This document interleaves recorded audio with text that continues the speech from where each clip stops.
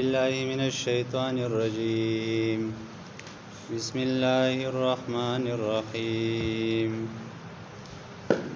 ولا تلبسوا الحق بالباطل وتكتموا الحق وأنتم تعلمون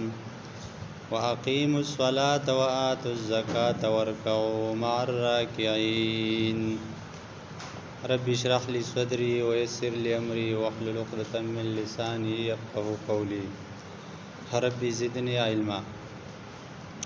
د بني اسرائیل بحث شروع شوی او د هغې فواید پرون موږ ذکر کړي چې دا ور 14مې رکوع پورې انشاءالله دا بحث رواني او د هغې تذکره ولې کېږي. نو موږ دا ویلو چې په دې کې زموږ لپاره سبق دا دی چې دا خلک الله رب العالمین ولې تباه کړو. په دې وجه تباه کړو چې دوی د خپل کتاب او د خپل نبي خبر هغې پرېښې وه او په خپلو خواهشاتو پسې ورپسې شوي وو. پرونه موږ په دې باندې خبره کړو چې دا یهود او دا بني اسرائیل چې کوم وون دا په دغه وخت کې یو علمي خاندان او علمي خلکو به دې ته داسې نسبت کاوه چې په دین باندې صرف دیو پوهیږي او دا دینی خلک دي. ځکه پیغمبرانو اولادو بني اسرائیل واقع خبره چې هغه پیغمبران پکې راغلي په دغه وخت کې مشرکین عرب چې کوم وون خو جاهل خلک او خامیان خلک او انپړ خلکو هغه به دې دین په مسله کې زیات رجوع چې کوم دانو دا به د يهودو نصاراو ته کوله. په دې کې چې کله نبی علیه الصلاۃ والسلام راغی او هغه پیغمبر شو د پیغمبرۍ دعوی وکړه او خلک توحید ته راوبلل. نو ظاهره خبره ده چې دا خلکو په دې کې هم داغونه تپوس کاو. نو لاړه دیو با دغه يهودو نه به تپوس وکړو چې یار داسې یو صاحب راغلی مونږ ته یو خدای خبره کوي د بوتانو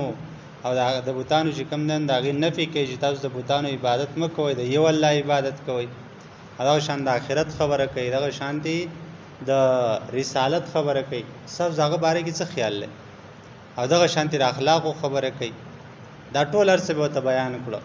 نو دغه چې کوم دی نو دغه دا په مکه کې هم دا تپوسونه کول. بیا چې کله مدینې ته نبی علیه صلات وسلام لاړ په مدینې خو بیا په اطرافو کې بیا بالکل یهود ډېر زیاتو. نو هلته هم د کفارو تپوسونه کول د نبی علیه السلام باره کې د یهودو نه. نو د یهودو چې کوم دی نو د دې نفي به هم نه کوله چې دا پیغمبر تاسو چې دا کوم سړی محمد صلی الله علیه وسلم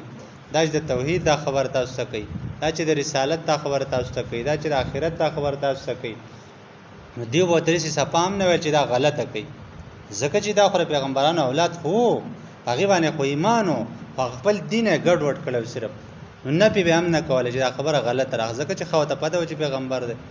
خو د دې سره چې کوم دی نو داسې ډایرکټ تصدیق به ورته هم نه کوه چې نه دا صحیح پیغمبر دا خبره چې کوم کوي دا صحیح خبره کوي. دا ورته ولې نه کوله دا ورته ځکه نه کوله چې هلته به کې د هغې مذهبي جاګیرداري ختمېدله. هغې چې کوم دا کومه مذهبي هغه روب په هغې په دې خلکو باندې چې پروت و هغه ختمېده. بیا د هغې دوکانداري پکې ختمېدله. نو لهذا هغې به ورته صفا خبره نه کوله. داسې په بوزو کې ورته اوبه به وتلې وایي چېره بس دا داسې چل دی او دا هغه چل دی او دا چل دی او هغه چل دی خبرې به ورته ګډې وډې کولې. هغه عوام به ښه پسې به د هغې کې اچول په شک کې به ساتل چې یاره دا پیغمبر دی او که نه دی. نو لهذا په هغه باره کې ورته الله فرمایي چې تاسو دا حق د باطل سره ګډ وډ کوئ. ولې تاسو خو حال دار چې تاسو کتاب در سره تورات لولئ نو په دې تورات کې د پیغمبر نښې دي او دغه هر ټولې نښې په دې پیغمبر کې موجود دي. نو سبا خبره ولې نه کوئ چې دا حق پیغمبر دی چې کوم موږ ته په تورات کې د هغې ذکر شوی دی. نو الله ځکه فرمایي نو دا دغه وخت د یهودو د علماو صفت و نن سبا هم په ځینو علماو کې دا صفات موجود دي. ګورئ که دا زیم او قبل دی خو موږ چې کوم دی نو اکثر موږ حق پټو. حق په دې وجه باندې پټو چې ګره که زه دا وایم چې دا خبره په حدیث کې راغله او په دې حدیث کې خو دا خبره جایز ده نو دلته به دا بل مولوي صاحب وایي چېره دا خو وابي شوی دی. نو لکه د حدیث سره وابیان د پلار دي که دا زموږ پیغمبر حدیث دي. لهذا چې په حدیث کې یو خبر راغله نو زه ولې په هغې باندې بیا زه جهالت کومه. لکه نن سبا ته دا خبره وکړه یاره په جنازه کې چې کوم دی په پیزار کې سړی جنازه کولی شي چې دا پیزار چې کوم نن دا صفای او ګندګي پسې نه ښکاره ګندګي نو پیزار کې ته مونځ کولی شي. نو هر عالم به رسه جګړه کوي چې لکه دا نوي ملیان راوتي دي او دا وابیان دي دا پلانې دی دا ډینګې دی. نو که ته ورته دا وایې چې لکه دا پیزار چې ته په کوم ځای کې دا جنازه کې او دا پیزار چې ستا څښا دی او په دغه ګنده ځای کې په دې ځای کې به ته وګرځېدې او ته په دې پیزار کې دې مونځ نه کړي نو په دې پیزار کې خو ته په دغه ځای هم وګرځېدې او بیا خپې په هغه ځای ودرېږې نو په هغې بیا دا مونځ کېږي. دا ځل کې جهالت ته په وسیس کې نس موجود دی پیغمبر کړي صحابه کړي نو ته بیا ولي پټواله کې ولي اخو دی خبره کې د سیمو ایدار شاه امام شافعي مذهب دی دا امام مالک مذهب دی دا د امام احمد ابن حنبل مذهب دی دا امام بو دا ټول زموږ امامان دي ول امام شافعي سره کافر امام دی هغه سره بل چا امام دی ټول زموږ امامان دي دغه د نبی علیہ السلام په حدیث باندې عمل کړل ولهدا دا د يهودو د علماو صفات دي دین ځان ساتل پکار دي حق د باطل سره ګډوډ کول نه دي پکار نو الله فرمایي چې ولا تلبسوا تاسو ګډوډ مکوئ الحق حق لرا بالباطل د باطل سره وتکتم الحق تاسو م پټوي حق لرا دا تکتم الحق اصل کې دا غ تلبسوا باندې عتب ده نو لا تلبسوا الحق چې څنګه د قشانتي لا تکتم الحق ده او دا طالبانو پوهیږي چې دغه نه پته لګي ګور چې د نهي چې کوم دا نو نهي هغه عمل هم پکې کړی چلته تنون غرزول اصل کې تکتمون ده او نون چې غرزیدل دی الله د وجنتی غرزیدل نو معنا بده شي کې شتا سم غټ کوټ کوی حق لرا بالباطل د باطل سرا وتکتم الحق او تاسو م پټوي حق لرا وانتم تعلمون او تاسو خو پوهیږئ په دې خبر باندې چې دا ډېر لوی دا عذاب خبر دا چې سړی حق د باطل سره ګډوډ کوي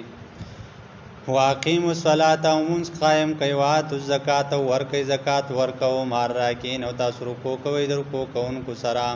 نو کله چې تر حق کار کې د دین کار کې او خلک وتا تر پاسي خبري بر بسې کوي ستا مخالفت وکړي جګړه ورسه کوي جنگ ورسه کوي نو ته به الله نه مدد غواړي مدد وڅ سره ساسله او مون سره الله ته متوجه کیږي د مون په ذریعہ باندې د صبر په ذریعہ باندې په دې باندې الله رب العالمین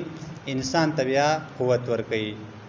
او دا منځ او زکات چې کوم دي دا اصل کې څنګه چې په دې امت باندې پاره د قشانتی په مخکینو امتونو کې او نو د بنی اسرائیل او انبیاء چې کوم دینو دی په دې باندې زیات زور ورکاوه چې مونږ چې کوم دین داغه اهتمام کول پکار دی په دې بنی اسرائیل کې چې کوم دی نو دی د جمع منځونه بالکل استفریخ دا کار اډو پر دا ته یو کار پالتو کار دی چې جمع منځم لاسیز دی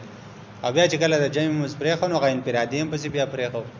لہذا د جمع اهتمام کول پکار دی کله کله مونږه نفل کو خو نفل پرید وای مړه نفل نو پرید وای ضروري خو نه دی بیا به سنت پرید وای سنت خو تاسو موای چې نبی رسول الله کله پریخي دي نو بیا به هغه جمع منځ پرید مړه وای څه فرض خو نه دی کله کله حکورم کیږي نو چې بیا ته بیا شروع کون بیا به هغه کله کله بیا است بیا وای ما کله کو کلمه کو شیطان سره په طریقه کافر کوي نو هغه منځ استفادې کوي د دې وجنه د جمع اهتمام کول وکړ دي صحیح مزدغه ده واتو زکات او تاسو ورکوي زکات لرا ورکو رکو کوي مار راکین رکو کوونکو سرا یعنی څوک کم ځای چې رکو کوون کین تاسو زید اغي سر رکو کوي یعنی د جمع منځ کوي په جمع باندې منځ کوي اتامرون الناس تاسو حکم کوي خلق تابل بر د نیکی وطن سون انفسکم او تاسو هروي خپل ځانونه وانتم تتلون الكتاب او حال دار چې تاسو ولې کتاب یعنی تاسو تورات در سره د ولې دا اصل کې یو يهودي هغه د نبی له صلوات و سلام خدمت کاوه بیا چې کله وفات کېدو نبی له سلام وتراغه او پر یو کې وته ویل یو ځل کلمه وای لا اله الا الله و چې بیا ستاره پر سپارښت کوم په آخرت کې ځکه نبی له سلام ډیر خدمت کړو اگر خپل پلار ته وکتل پلار او تاسو نه په دوه ځل ته نبی له سلام بیا ویل هغه بیا خپل پلار ته وکتل خو پلار ته بیا هم سو نه په دریم ځل باندې بیا د خپل پلار ته وکړه چې نبی له سلام له دعوت ورکړه هغه ته وایي د پیغمبر خبره ومنه د ابو القاسم خبره ومنه نبی کلمه ویل نبی له سلام ډیر زیات خوشاله شو نو دې آیت کې دا دغه چې دی يهودو کې ډیر شدید خلکو چې خپل اولاد ته خپل ورونو ته خلکو ته به پیغمبر په حق د ایمان پیراوړي او په خپل په ایمان نه راوړ نو الله تعالی تاسو نور خلکو ته حکم کوي ځان هیروي دینا دا په دې کې دای صفت هم ده چې دای چې کوم ده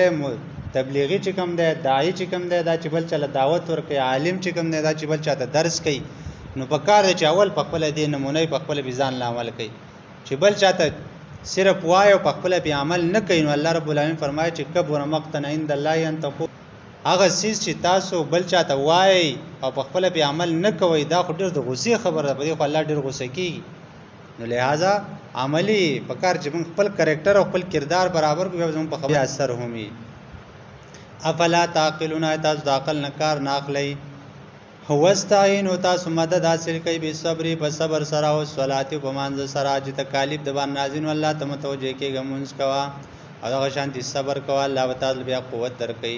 وإنا یقینا دا صبر کول او دا منځ کول لکبیره ډیر ګران کار دی الا الخاشعين مگر په خلکو باندې نه دی ګران کم چې د الله نه یریږي خشوع کوونکي د الله تعجزي کوونکي دي الذين دا خشوع کوونکي هغه خلک دي یظنون چې هغه یقین ساتي چې انهم ملاقات ربهم چې دی ملاویدونکي د الله سره د خپل رب سره وانهم الیه راجعون او دا خلک الله رب العالمین ته واپس کیدونکي دي والا سره اتامرون الناس تاسو حکم کوي خلق ته بالبر دنه کوي وتنسون انفسکم او تاسو هروي خپل ځانونه وانتم تتلون او حال دار چې تاسو ولې الکتابه کتاب لره یعنی تورات افلا تعقلون تاسو عقل نه کار نه اخلي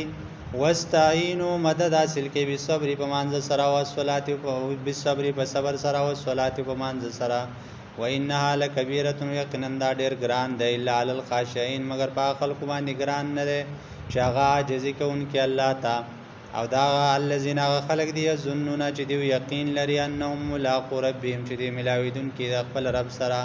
وانهم الیه راجعون یقینا دی واپس کیدون کې دی خپل رب ته واخر دعوانا